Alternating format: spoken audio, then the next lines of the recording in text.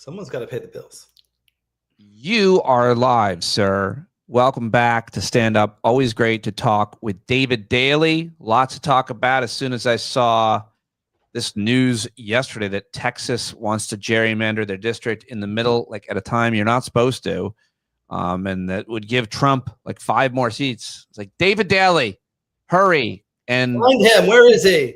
Sure enough, got a great piece in the Washington Post today about just this. Thank you very much for joining me. Always a pleasure, Pete. Thanks for having me. You could talk a lot more about a lot more than the gerrymandering issue, of course, and we will here in a moment. But we got this seems pretty urgent, imminent. I mean, one question before we get to it. As of now, we're talking in July 25. How do you see the likelihood of there being what I call a free and fair election, these midterms in 2026? Do you see that to be likely? I mean, it feels like anything could happen every day, David. Anything could happen any day. I mean, if you had told me that even this U.S. Supreme Court would roll over for Trump as many times as they have without explaining themselves really at all, I would have been surprised even by that. I think that the likelihood of a free and fair election is dwindling by the day. That they will do whatever it is that they can do to interrupt that, whether it's ICE raids at minority precincts, whether it's the story in the Washington Post today about all of the chicanery they're up to trying to get inside of voting machines, trying to get at specific state voting rolls, the idea of, challenging more and more voters, their citizenship. It's a scary time, and I think we will be in uncharted waters. DOJ requests voter rolls and election data from states. Is that that's the story? Yeah, really alarming. Really alarming. That's Washington Post. Reuters. Trump administration pushes states for election data. Oh, well, the Washington Post reports. They're all referring back. It's a Post scoop. Anyway, why does that matter? If that's fine. They can give DOJ the voting data. I'm okay with it. Well, I mean, when Trump in the first term, right, when Kobach and Pence had their commission. The Attorney General of Mississippi, when Trump asked for that data, told them they could go jump in the river.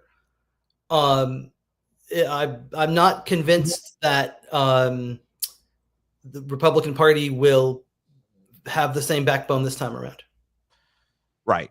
Exactly. It's going to be different, probably state to state as well. So now, why does this matter? Yesterday, I saw Jasmine Crockett lacing into him. Of course, she's a member of the Texas delegation, one of the House members from Texas. The headline of Politico: Trump wants 5-seat pickup from redraw of Texas congressional map. And I guess the question, can they do that, should be asked, but I mean, I guess they can do anything, as you mentioned, with the Supreme Court now.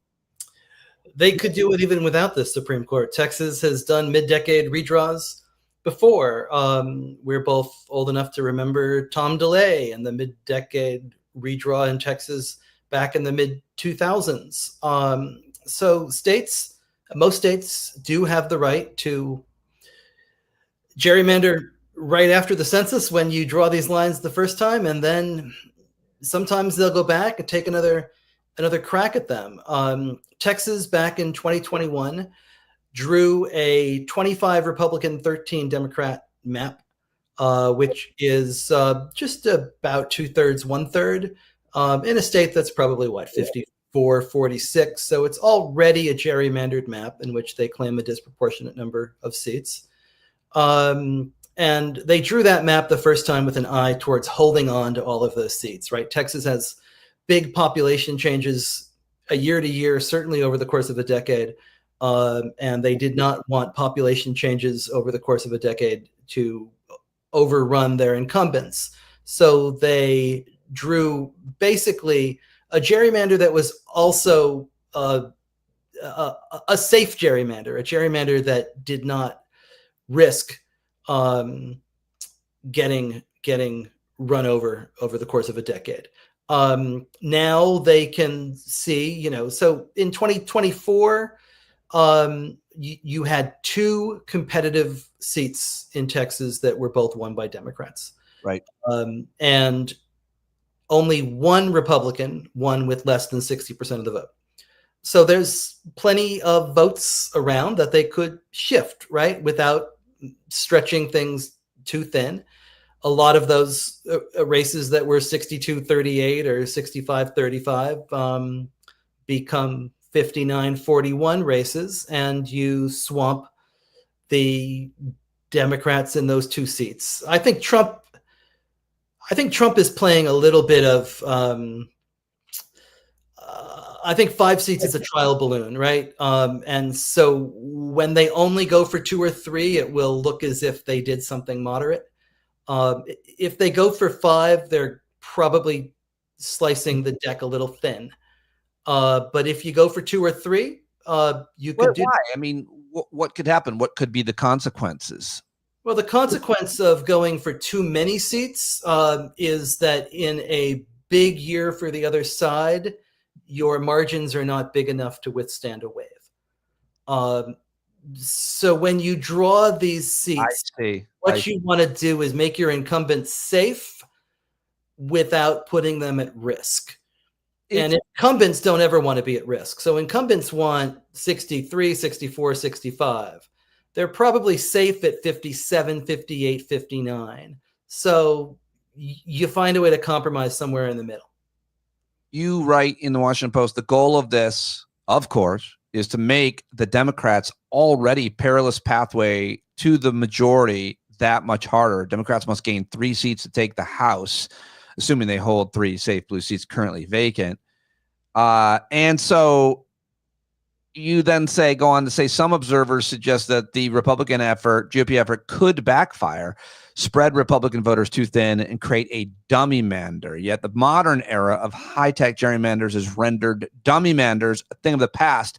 Not one congressional or state legislative map drawn since 2010 has backfired on its creators. You were just touching on that, right? That's right. So if you're smart, you can draw a really, really safe map that gives you 2 or 3 more seats out of Texas without putting your own side at risk. If you are crazy and you bet the house on 5, 6, 7 seats, then you might make yourself vulnerable. But they don't need to go for 5 seats there. They already have a 3-seat edge. If you take 2 or 3 more from Texas, then you've got yourself 5 or 6 seat advantage. They're going to redraw Ohio. And there's 2 Democratic seats in Ohio that are right on the edge. So if you redraw that and claim those seats, that gets you up to 8. And then the Supreme Court is threatening once again to go after majority-minority seats and to gut what's left of Section 2 of the Voting Rights Act. And so that could affect the new black seats from Louisiana and Alabama, and it could embolden other southern states to get rid of their majority black seats. So if you do that, you're looking at Republicans with 10, 11 seats advantage heading into the midterms, and that starts to become tough for Democrats even in a good year. I would suggest that Democrats are a little overextended on this current map, and that the number of swing seats that are out there, not particularly a lot of targets. There were 37 districts within 5 percentage points in 2024. Yeah. Democrats won 22 of those, right? So it leaves you with, so you have to hold on to a ridiculous number of safe seats, and you've only got those 15 other ones to go after. So if they solidify some of those seats, right, and if they tip some of those, like the ones in Ohio and Texas, the other direction, the math starts to get difficult. You just run out of places to find flippable districts. This is so hard to keep track of. I'm glad that you are on it and able to explain it to us, because it is the thing when we talk about, are there going to be free and fair elections? Kind of what we're talking about. I mean, this is so many different ways that you can make it unfair, unrepresentative, undemocratic. You've written entire books about it. And this is one of the ways. And it's basically just floated yesterday. What's the timeline on this? When do we know? What's the deadline for the governor, Texas Governor Greg Abbott, who seems like a great guy? Fantastic guy, right? I mean, losers. All those floods going on down there, right? Kids from a summer camp, but my priority is going to be stealing a few more House seats. The phrase he uses about the floods thing, because he doesn't want to take any blame. He said, "Losers look at mistakes." We talk about football, losers look at mistakes. And David, I played sports, but I don't think it matters. Like, I don't think that's... Everybody looks at the game film, don't they? I think everybody looks at mistakes. I think winners definitely look at their mistakes. I think that's how you get better. I mean, I still don't understand that quote. And I was like, sometimes, leaders and influential people say things in such a way. And he did that. He told it like a story. And I was like, oh, is that right? And I was like, no, that's not right. Well, and Trump said that people were evil just for asking the question of what he might say to the parents, right? Right. So, but these guys clearly have their heads in the right place, their hearts in the right place, their priorities in order. Texas's legislature has a special session next week, and redistricting is on the agenda. I would be super surprised if there weren't already a handful of maps in a desk drawer in Austin someplace. They've been planning for this. These maps are pretty easy to draw these days. They probably got 3 or 4 different possibilities, ranging from a seat or 2 to 5 or 6 seats, and they'll pick one. It won't be 5 or 6 seats. If you go for 5 or 6, the individual members will be really angry because they like their safe districts. So it'll be a couple of seats, and they will probably try to wipe those 2 Democratic districts off the board. And they could do so pretty easily. And that doesn't lock in the House for them, but it certainly makes the road harder. David, remind us how we got here through the Supreme Court and old John Roberts, who hates voting rights. He does. John Roberts had a chance to put an end to all of the gerrymandering wars, right? Back in 2019, there's a case from North Carolina called the Rucho versus Common Cause that goes before the court. And the case arrived at a time in which every federal court in the country that had heard a partisan gerrymandering case from last decade, whether it was the Democratic gerrymander in Maryland or the Republican gerrymanders in Wisconsin, North Carolina, Ohio, and Michigan, had taken a look at the new statistical evidence and computer science possibilities that, in the same way that technology makes it possible to draw these lines, new technology allows you to see through them and to see when one has gone too far. And the judges in these cases, especially in the North Carolina case that went before the court, Judge Wynn in North Carolina wrote a 230-page case that walked through each of these tests in a painstaking, simplistic way to say, we have all of the tools we need to handle a gerrymandering case like it's any other criminal trial, right? You weigh the evidence, you weigh the statistical evidence, you weigh the eyewitness testimony, you weigh the emails and sort of what's been left behind, and you can see what happened. And in each of those cases, federal judges appointed by presidents of both parties said, we have everything we need to take care of this. And John Roberts did not say, okay, shocker. John Roberts said actually the exact opposite. He said, I don't understand any of this. This is gobbledygook. And I'm going to close the federal courts to partisan gerrymandering claims altogether. So you can no longer bring these cases at exactly the time, And what he said was Congress can go ahead and fix this, which is, It's it's going to happen. it's not going to happen. It's the same thing that John Roberts did in the Shelby County case, right? He said, well, we have to fix the formula for the Voting Rights Act, and Congress is going to have to do that. I'm not going to get rid of the Voting Rights Act. I'm just going to get rid of the formula and tell Congress to fix it. But Congress can't do that. So it's a classic John Roberts feint. It allows him to pretend that he doesn't have blood on his hands, red blood for the victory his own side is claiming, even while he's, shoving the knife into the Voting Rights Act and free and fair elections. And because Roberts took the idea of a national solution off the table, it makes it impossible to solve this any other way, right? Because why should any state reform gerrymandering right now? Because all you're doing, if you're a blue state and you say this is a terrible thing, we're going to fix it, all you're doing is playing into the hands of Florida and Ohio and Texas, where they don't do it. So Illinois and Maryland and Oregon and New York, they all have to gerrymander to make up for the other ones. And now if Texas does it, is Illinois going to try to do a mid-decade redraw and steal the last 3 Republican seats there? Maybe. Is California going to try to get rid of their commission? This is a race to the bottom because you can't fix it state by state. The only way to fix it is nationally. Congress is not going to fix it. It takes courts to step in and enforce the Constitution and the law. And this court will not do that because this court is really a Republican super legislature with lifetime tenure. Yes, absolutely. I just talked to our friend Eric Siegel yesterday, and he's saying that for years. And of course, it is still the judicial branch. Supreme Court is an extension of the Republican Party at this point. There can be it's hard to argue otherwise, but people, even some liberal, apparently he said some liberal con law scholars, still some don't quite buy that. But I was like, they're invested in the current system too deeply to see it.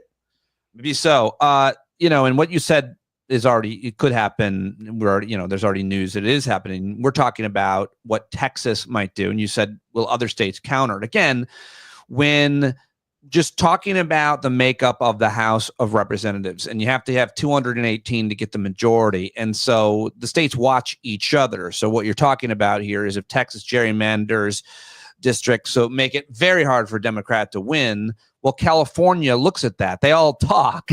And the Democrats look at that and said, well, where can we counter that? And sure enough, the headline right now that I'm reading is from San Francisco Chronicle.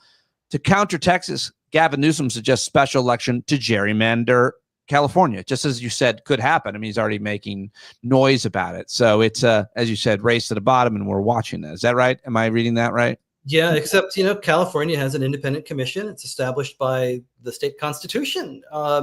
Voters did this back in 2010. It's the gold standard. It's how every state ought to do it. And the problem here is that, you can't have a state by state problem. If one state does the right thing, they're only punished for it. There's because Republicans over these last 2 decades have built and entrenched themselves in office through the courts and through gerrymandered district lines. The courts and gerrymandering have really been 1A and 1B of how the Republicans have built and maintained power in states and in the country, even when they win fewer votes.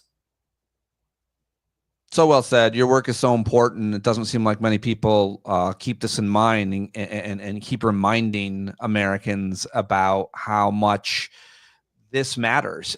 You also, I got to ask you while I've got you, of course, about what happened in New York City. You've been an advocate at Fair Vote for ranked choice voting. We've talked about it. I've heard the debates on it, and they used it in really exciting.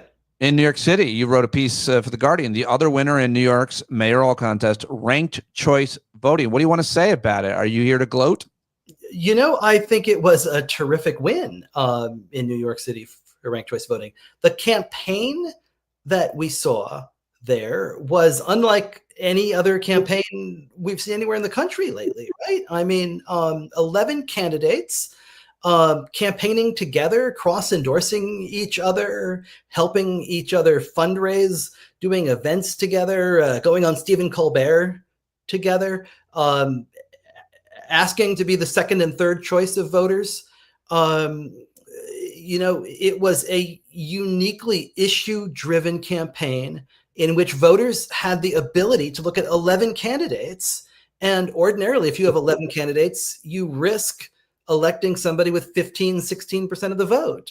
So everybody hates having that much choice because it creates spoilers. It makes it hard to vote. And in New York, people could actually vote for the people who they most wanted to vote for. Mamdani was at 1% in the polls in February. That's the kind of thing that, by March, before any voters have even tuned in, right? There would have been pressure on folks to drop out of the race, to consolidate behind one person. And that's what the whole campaign would have been about, right? It wouldn't have been about affordability in New York City. It would have been about, well, shouldn't four of you drop out so that one of you has a shot to beat Andrew Cuomo? Right. And that was not the race we saw. Instead, you had a race about issues, and voters actually got to pick and choose. And you come out of it with a majority candidate. A big win all around. In that piece in The Guardian under this segment, it says, "What's giving me hope now?" You say that outside Washington, cities and states are becoming laboratories of democracy once again. Tell me a little bit more about why that matters and why it gives you hope. Well, there are lots and lots of states that have become meth labs of democracy. So let's not pretend that this is everywhere. When you ask me for hope, I have to find the dark cloud before I get to the silver lining. Come on, Pete. But there are places, and I think Portland, Oregon is really the other amazing example of this right now. A city that had one of the most outdated, antiquated city governments in the nation. A mayor and 4 councilors. You had parts of the city that had never even sniffed a seat at the table.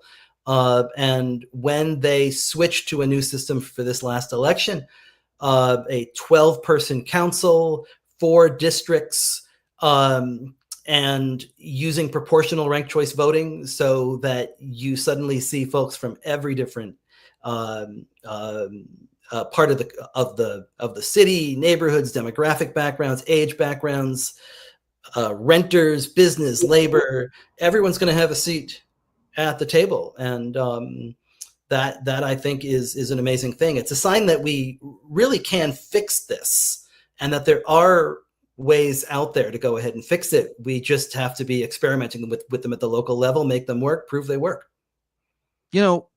That being said, sorry, I don't want to make it negative again, but please do. I'm more comfortable there.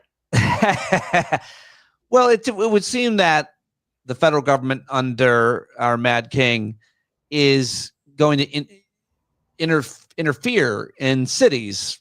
I mean, they've got the Marines on the ground in California, obviously, in Los Angeles, and I feel like he's intervened in Washington, D.C. and other places. I mean, I'm talking about immigration policy, but I mean, why not step in and put your thumb on the scale of any issue you want when you're the federal government led by our hollow little dictator? This is the danger. This is the danger.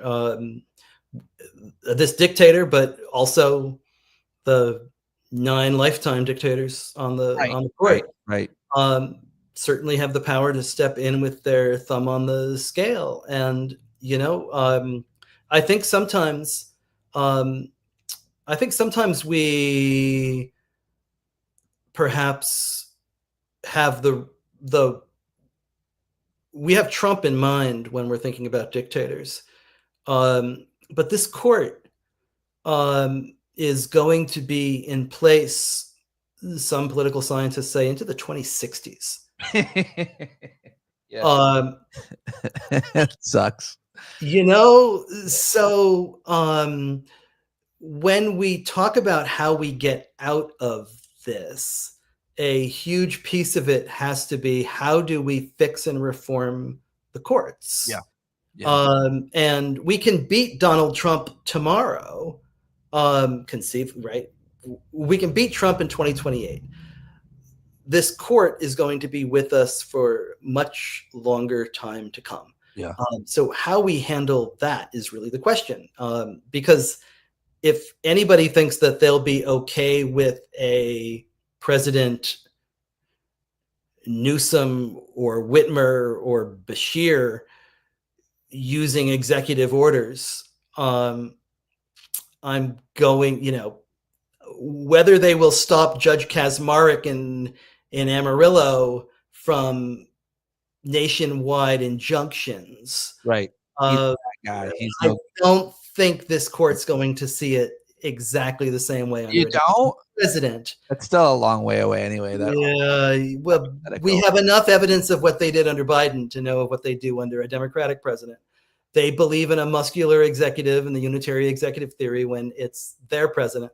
And when it's not, it's the major questions doctrine. And this is the major question, which means, I'm going to look up major questions doctrine. Oh, it means the Supreme Court decides. Hey, funny, cool. I had a lady call me a muscular executive not too long ago. Hey, now. Before I let you go, your book, Anti-Democratic Inside the Far Right's 50-Year Plot to Control American Elections, now out in paperback, is so good, so important. Tell us something you learned or something really important that we can learn in that very important book, which everybody should get. Because if you want to know the story, the autopsy on America and why it's circling the drain, you could start in worse places than David Daley's latest book, which is now out on paperback. They have been at this for a really long time. Yeah. This is a 50-year effort to take over the courts and to entrench through law what they could not win at the ballot box. It was painstaking. It was strategic. They built institutions and they single-mindedly went out and used them to capture the courts. They understood where power is held and they set out to grab all of it that they possibly could. John Roberts has been at this for a really, really long time. John Roberts is not a new foe of the Voting Rights Act. When John Roberts goes to Washington, D.C. as a young Reagan aide to the Department of Justice in the early 1980s, he is working to gut the Voting Rights Act even then. This is a lifetime of work for John Roberts. And there are still far too many people who see Roberts as sort of the moderate, institutionalist, conservative. John Roberts is the most important Republican political operative of the last 5 decades. He has delivered for his party victories that could not be won in any other way but through fiat of the U.S. Supreme Court on abortion, on guns, on voting rights, on the regulatory state, time and time again, right? Roberts is not calling balls and strikes. He is not a modest institutionalist. He is at the heart of an effort to entrench political power in the Republican Party for time immemorial. Very well said. And read more about it in the book. Go buy it right Please now. do. It's really good. Get all of David's books. 3 of you. Yourself. How many books have you written? 3. I know 3. 3 books. Yeah. All important. And support Fair Vote. Please do. Fairvote.org. Read David's piece at the Washington Post and give that a little traffic if you can get into that Washington Post page. I just snuck in there because I had canceled my subscription, but I wanted to read your piece, so I snuck in. Thank you. So go read it and give it some attention. Follow David on Blue Sky, where he's posting, right? That's where I am. You're not going to find me on those other sites. You're not going to find me messing around on the sites. I wouldn't be. Take my 8,000 followers and go someplace else, Mr. Musk. Take that. Let's go, you guys. You guys, are you coming? That's me. Hey, come on. David, thank you very much. Always a pleasure to have you join us. Thanks, Pete. Anytime. Bye. All right, bud. Say bye to David Daley, everybody. Oh, that was great. Really great. And I love talking to David. Thank you for watching live. You can stay there, David, if you want, or if you're going, I'll come say goodbye. But I just put him in the waiting room so I could say goodbye to you guys who watched live and then just plug my shit. I can't talk to these really smart people without you. Patreon.com/Pete Dominic. Listen to the Daily podcast. And follow on the YouTubes and the Substacks, which hopefully I'll start posting more. Speaking of, come on over to Substack. Stand Up with Pete. All right. Ending stream. Talk to you later.